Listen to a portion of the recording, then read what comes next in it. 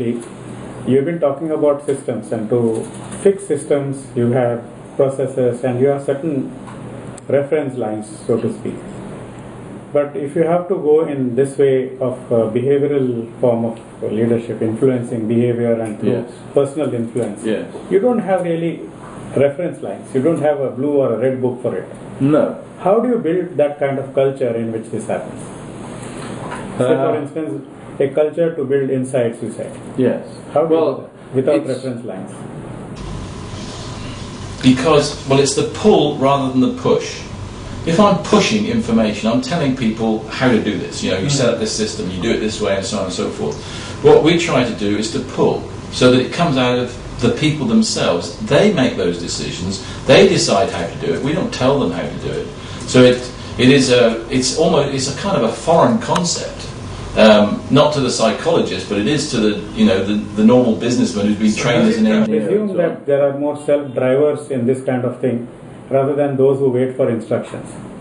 Yes, but you have to awaken them. I think that's the many leaders will say, and I've heard this many times. I ask these people to get on with this, but they don't show the initiative. They don't show initiative. Well, most leaders have initiative because that's why they're there. Okay, but we assume that everybody will have initiative. It's that it's God-given. It isn't. It's something that has to be learned. Now, a lot of people are lucky that they learn it either through their home or at school. But there are lots of people that don't. So even a little thing like initiative, you have to help people to learn what it is and what it'll do for you. And the only way you can do that is to provide that environment where people get these insights and think, I was allowed to do this and to think this for myself, so maybe I can do it in a little bit bigger way next time, and so on and so forth. So it's a journey. Yeah. And these things, what we also have to do is have patience, because it takes time, it takes focus, it takes practice, all these things. Like learning to drive a car. You can't just get into a car and drive off before you become a good driver. Now, taking on the behavioral aspect and bringing about change in a corporation, sustainability or corporate social responsibility, they demand a lot of bandwidth. Yes.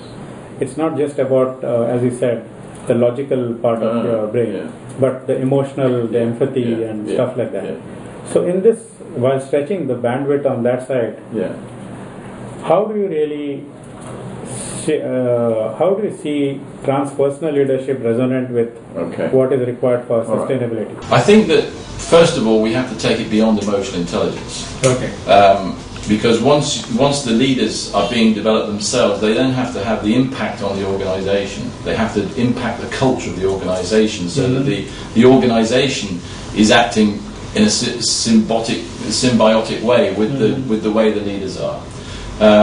And I think we also have to think about the values side of things and the spiritual side, which is this beyond the ego. In Western terms, we tend to say transpersonal, beyond the ego, because a lot of Westerns are not comfortable about talking about spirituality, whereas in India, most people don't have that problem. So I can use the word openly and without any sort of hesitation, because at the end of the day, it's all about communication working.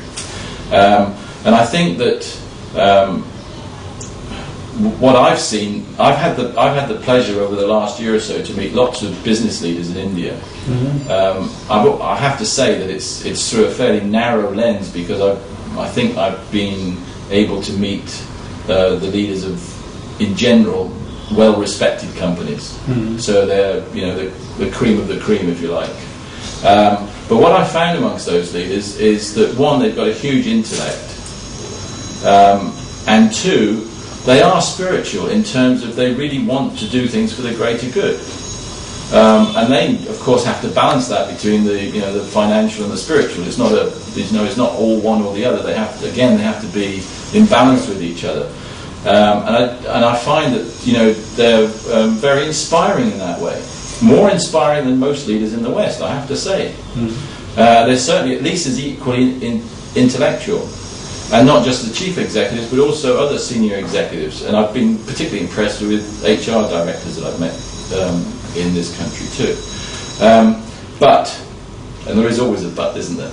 And that is that I feel that there's sometimes not a complete connection between the intellectual, the logical, and the spiritual. That they're not. There's a bridge, yes, and where I see that bridge is absolutely in the behavioural, emotional intelligence side. So, I think that's where the focus should be, because quite often I can sense that the leaders have a great positive thought, full of values and so on and so forth, but it's actually quite difficult to get it enacted through their people and to get them on board as well, because of the kind of communication and the kind of behaviour.